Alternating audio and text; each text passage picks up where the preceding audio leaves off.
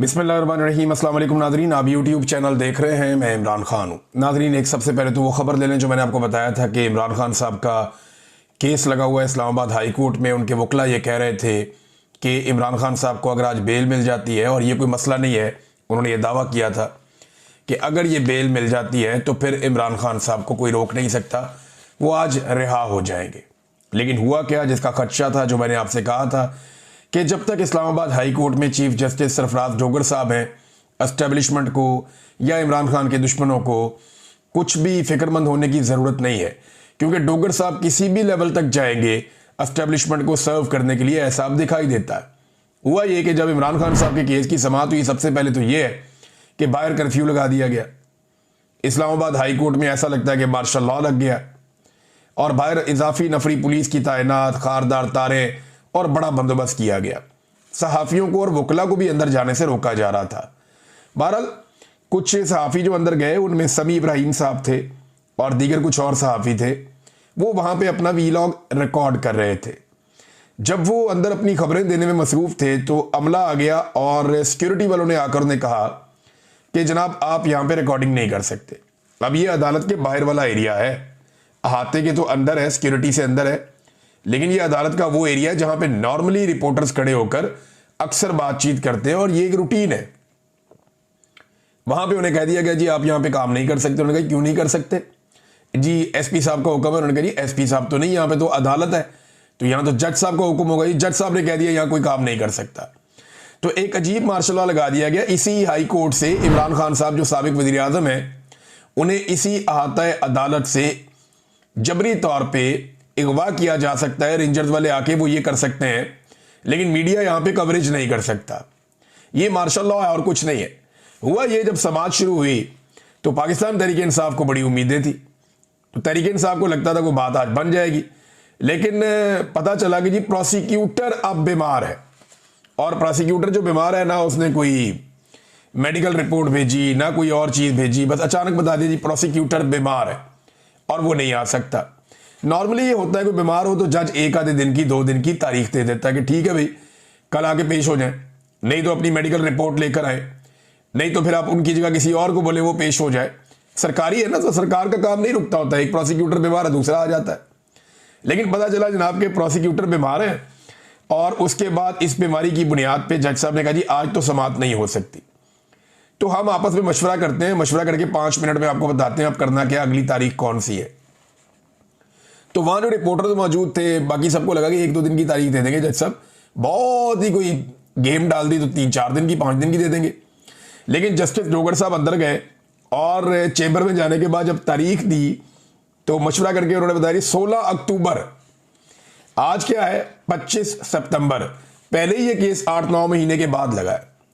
8-9 माह के बाद लगने वाले केस को एक मरतबा फिर एक लंबी तारीख दे दी गई, 3 हफ्तों की। ये है जनाब इस्लामाबाद हाई कोर्ट में इंसाफ की सूरत हाल। अगर कोई रिटायर्ड जर्नैल आ जाए ना, तो 24 घंटों में ऑन डिमांड, यानी मनपसंद फैसला इंसाफ की सूरत में यह अदालत मुहैया कर देती है। अदलिया ऐसा लगता है कि दुकान की तरह काम कर रही है, जहां पे मुनाफा देखा जाता है, जहां नफा और नुकसान देखा जाता है कि जनाब जिस चीज में नफा है वो कर दो, जिसमें नुकसान होता है वो ना करो। और एस्टेब्लिशमेंट की गुलामी के साथ जजेस ऐसा लगता है काम कर रहे हैं। बड़ी बदकिस्मती है ये बात करना, लेकिन ये बात हो रही है। तो मैं आपको बता रहा हूं, इमरान खान साहब के ऊपर देखिए ना, एक और मामला भी है। ये सिर्फ एक केस नहीं है। जो तोशा खाना में इमरान खान साहब की बरीयत की दरखास्तें हैं, वो अब मुकर्रर की गई 7 अक्टूबर तक के लिए। यानी बरीयत की दरखास्तें 7 अक्टूबर तक के लिए मुकर्रर कर दी गई। वो इमरान खान साहब ने और उनकी वाइफ ने पहले किया हुआ था कि ये केस रोके, इसमें तो बरीयत बनती है, लेकिन वो 7 अक्टूबर। यानी अब हमें जो एक टाइमलाइन मिल रही है वो ये बता रही है कि 7 अक्टूबर से पहले पहले इमरान खान और बुशरा बीबी को सजा सुना दी जाएगी तोशाखाना 2 में। उसके बाद 7 अक्टूबर वाला मामला भी इधर उधर हो जाएगा, और अगला केस कौन सा आ जाएगा? वो आ जाएगा अलकादर वाला, जो लग जाएगा इस्लामाबाद में हाई कोर्ट में, और फिर उसके अंदर इमरान खान साहब को बेल दे दी जाएगी। लिहाजा इमरान खान साहब को अंदर रखने का पूरा बंदोबस्त पाकिस्तान की मिलिट्री एस्टेब्लिशमेंट ने किया हुआ है। इमरान खान साहब की जो वीडियो लिंक पे समाअत होती है ना, उस हवाले से भी एक डेवलपमेंट है मेरे पास। अब ये देखें आपके हालात कहां पहुंच गए हैं। और ये कह कौन रहा है? ये सलमान अकरम राजा साहब बता रहे हैं कि जनाब हमारे साथ हो क्या रहा है। वीडियो लिंक पे इमरान खान साहब की जो समाअत हो रही थी उसके खिलाफ एक दरखास्त दायर कर दी थी पाकिस्तान तहरीक इंसाफ के इमरान खान साहब के वकला ने। अब वो समाअत होनी थी। अब जी समाअत के लिए वो कहते हैं जी हम वहां पे पहुंचे और लतीफ़ खोसा साहब ने और सलमान अकरम राजा साहब ने इन्होंने सीनियर जज से मुलाकात की कि जनाब हमारी समाअत क्यों नहीं हो रही। तो एडिशनल रजिस्ट्रार को बुलाया गया, उसने आकर बताया कि जनाब फाइल गुम हो गई है। और जज साहब ने कहा जब तक फाइल नहीं मिलती तब तक समाअत नहीं हो सकती। हमें इस तरह की सूरत हाल का सामना है। यानी आप अंदाजा करें कि कहीं पे प्रोसिक्यूटर बीमार हो जाता है, कहीं पे फाइल गुम हो जाती है, कभी जज बीमार हो जाता है, कभी जज छुट्टी पे चला जाता है। अगर इमरान खान के ट्रायल को तेज चलाना हो और इमरान खान जेल से बाहर हो तो रोजाना की बुनियाद पर अदालतें बुलाती हैं। लेकिन अगर इमरान खान साहब के मामलात को लटकाना हो तो ये सारे काम भी हो जाते हैं। कभी रात को 12-12 बजे तक मिलिट्री एस्टेब्लिशमेंट के इशारों पे केसेस चलाए जाते हैं, जेल के अंदर ट्रायल किए जाते हैं। और कभी जजेस 6-6 महीने 8-8 महीने केस सुनने के लिए मुकर्रर नहीं करते। ये इमरान खान साहब को अंदर रखने के लिए एक साजिश के तौर पे पूरा निजाम काम कर रहा है और हम ये होते हुए देख रहे हैं। ये तारीख का हिस्सा बन रहा है और अदलिया की तारीख मसख हो रही है। इस पे जो गोल मेज कॉन्फ्रेंस वकला की होनी थी सुबह, वहां पे बड़ी पुलिस भेज दी गई और वहां पे भी बड़ा दबाव बनाया गया जनाब कि ये गोल मेज कॉन्फ्रेंस जो है वो उसको सबोटाज किया जाए। लेकिन फिर वकला बैठे, ये सीनियर तरीन वकला हैं, इनमें ज़्यादातर वो हैं जो सुप्रीम कोर्ट बार एसोसिएशन के सदूर भी रह चुके हैं, जो जर्नलिस्ट कवर करते हैं सुप्रीम कोर्ट को और हाई कोर्ट्स को। सीनियर तरीन सहाफ़ी वो भी वहाँ मौजूद थे, सदीक जान साहब थे, मुतीउल्लाह जान साहब थे, बाकी साकिब बशीर साहब गालिबन और बाकी जितने भी सीनियर जर्नलिस्ट हैं वो यहाँ पे मौजूद थे। इन सहाफ़ियों ने भी वहाँ पे बातचीत की। इस गोल मेज कॉन्फ्रेंस से सहाफ़ियों ने भी खिताब किया क्योंकि वो अदलिया को कवर करते चले आ रहे हैं और वो इसका एक हिस्सा है। तो उन्होंने भी अपनी बातचीत की। इसमें 2-3 चीज़ें ना सदीक जान ने बड़ी ज़बरदस्त की और ये बातें बिल्कुल दुरुस्त हैं, अल्लाह ताला उनकी हिफाजत करे। नंबर 1 उन्होंने कहा जी कि अब पहले तो ये होता था ना वकील अच्छा कर लो, फिर होता था जी वकील करने की क्या ज़रूरत है, आप जज ही कर लें। तो अब जनाब कहा जाता है कि सेक्टर कमांडर के साथ आपका ताल्लुक हो तो फैसला आपके हक में आएगा। ये अदलिया की टोटल औकात रह गई है कि एक कर्नल या ब्रिगेडियर रैंक का बंदा जो है वो अब जजों की जो उनको बताएगा फैसला क्या करना है। ये हालात पैदा हो गए। नंबर 2 उन्होंने कहा जी कि जो वकला मायूस है ना और जो अदलिया की हालत हो रही है उसके लिए ये बड़ी जुर्रत की सदीक जान ने, उसने सीनियर वकला के सामने बैठकर कहा कि इसके लिए आप सारे जिम्मेदार हैं, आप लोगों ने वक्त पे आवाज़ नहीं उठाई। और आज से चंद साल के बाद जब वकला ये देखेंगे कि अदलिया कितनी तबाह हो गई है तो उसके लिए वो जिम्मेदार इन जजों को नहीं ठहराएंगे, आपको जिम्मेदार ठहराएंगे। ये जिम्मेदारी आपके कांधों पर है। और ये गोल मेज कॉन्फ्रेंस यहां करने की बजाय आपको सुप्रीम कोर्ट ऑफ पाकिस्तान के दरवाजे पे होना चाहिए था, वहां पे ये बात करनी चाहिए थी। बड़ी इंपॉर्टेंट चीजें सदीक जान साहब ने कही। मुतीउल्लाह जान साहब ने बताया कि अदलिया पे किस तरह का खिलवाड़ हो रहा है। और इसके अलावा जो है वो एक स्टेटमेंट है, ये बड़ा इंपॉर्टेंट है। ये स्टेटमेंट है जनाब हामिद खान साहब का। हामिद खान साहब फरमाते हैं हमने पहले ही दिन कहा था कि 26वीं तरमीम के बाद इस मुल्क में ना आइन रहेगा ना अदलिया नाम की कोई चीज रहेगी, क्योंकि हम 50 साल से ये चीजें देखते आ रहे हैं। जनरल अयूब, ज़ियाउल हक और जनरल मुशर्रफ जैसे हमने अदवार देखे हैं, लेकिन ये जनरल इनसे भी 2 कदम आगे है जो इस वक्त है ये जनरल आसिम मुनीर वगैरह। इंतजामिया चाहे सदर है या वजीर आजम, ये जनरल्स के इशारों पर नाचने वाले पपेट्स हैं। ये जनाब एडवोकेट हामिद खान साहब ने कहा। बाकी तकारीर भी आ रही हैं, मैं इसकी जो एलामिया आएगा वो आपको नेक्स्ट वीलॉग में पढ़ के मैं सुनाऊंगा। ये गोल मेज कॉन्फ्रेंस एक डेवलपमेंट है और मामला यहां रुकेगा नहीं, मामला आगे बढ़ेगा और हम बढ़ता हुआ देखेंगे भी। नाज़रीन, इमरान खान साहब की 2 बड़ी इंपॉर्टेंट चीजें अडियाला जेल से बाहर आई हैं, दोनों मैं आपके सामने रख देता हूं। एक तो इमरान खान साहब ने खुलकर अपने ट्विटर अकाउंट के बारे में मौक़िफ़ दिया है। देखिए, पाकिस्तान तहरीक इंसाफ के भी कुछ लोग हैं जो इमरान खान साहब की पार्टी के हैं, जो इमरान खान साहब के नाम पर वोट लेते हैं। वो लोग भी आजकल इमरान खान साहब के ट्विटर अकाउंट पे हल्की हल्की ढोल की थाप पे तनकीद कर रहे हैं। वो ये कहते हैं कि यहाँ मोहतात होना चाहिए, ये होना चाहिए, वो होना चाहिए। सबकी अपनी एक पॉलिटिकल ओपिनियन है और सबको अपनी अपनी बात कहने का हक है। ऐसा नहीं है कि कोई बात अगर गलत है तो उसको कहने का हक नहीं है।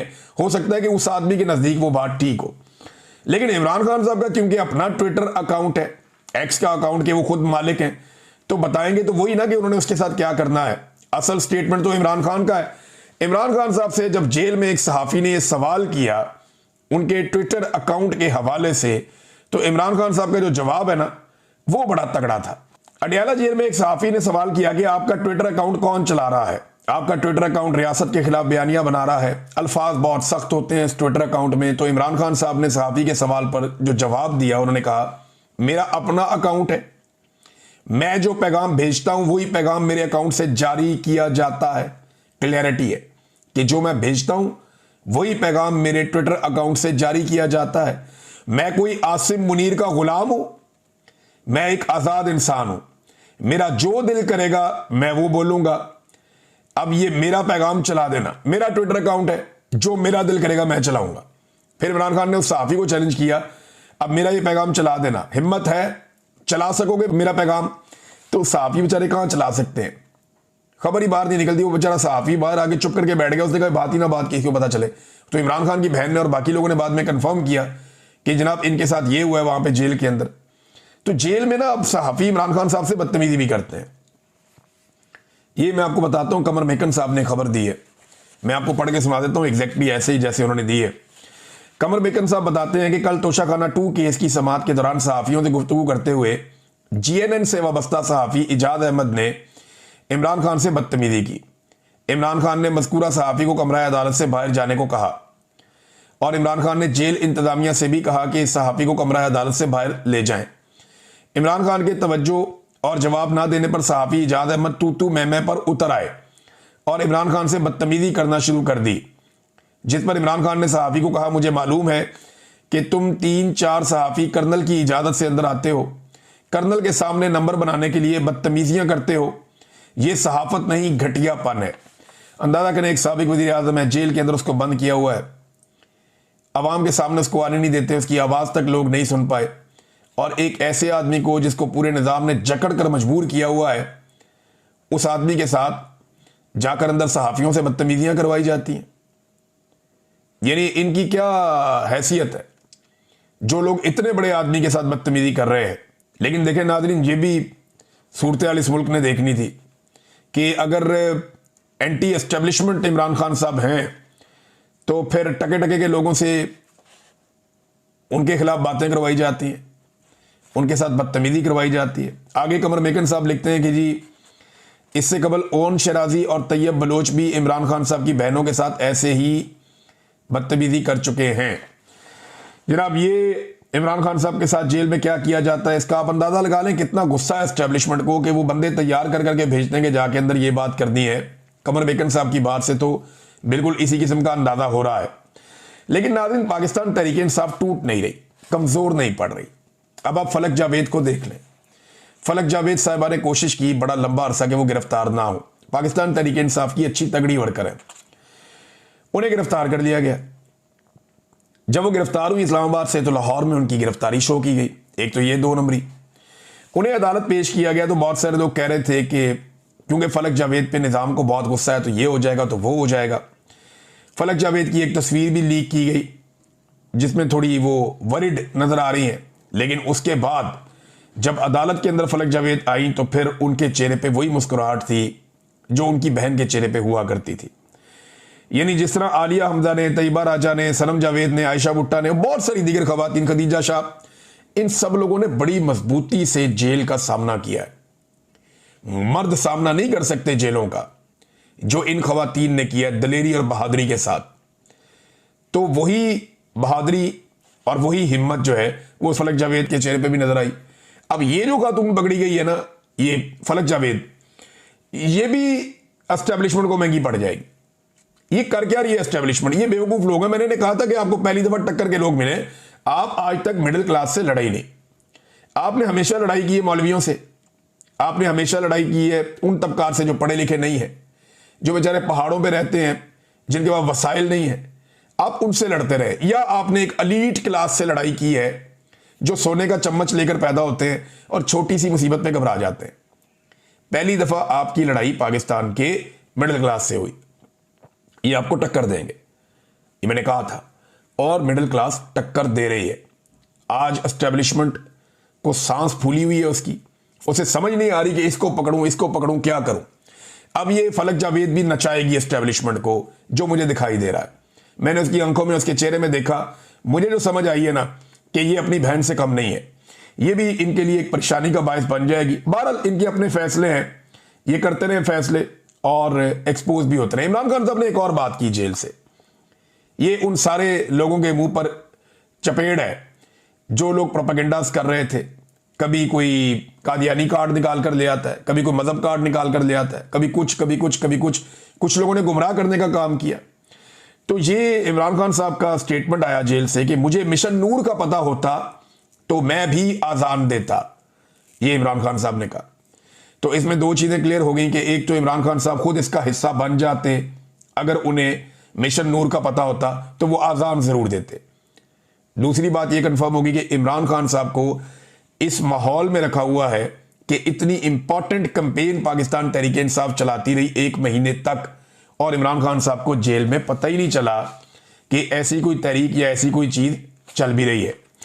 नाज़रीन, शाहिद अफरीदी साहब के हवाले से एक तबसरा आया गुल जफर खान साहब का, मैं आपको पढ़ के इसलिए सुनाना चाहूंगा कि शाहिद अफरीदी कौम को बार बार बेवकूफ बनाते हैं और वो इमरान खान बनना चाहते हैं कि जनाब जो रिस्पेक्ट इमरान खान को मिली है वो मुझे भी मिले।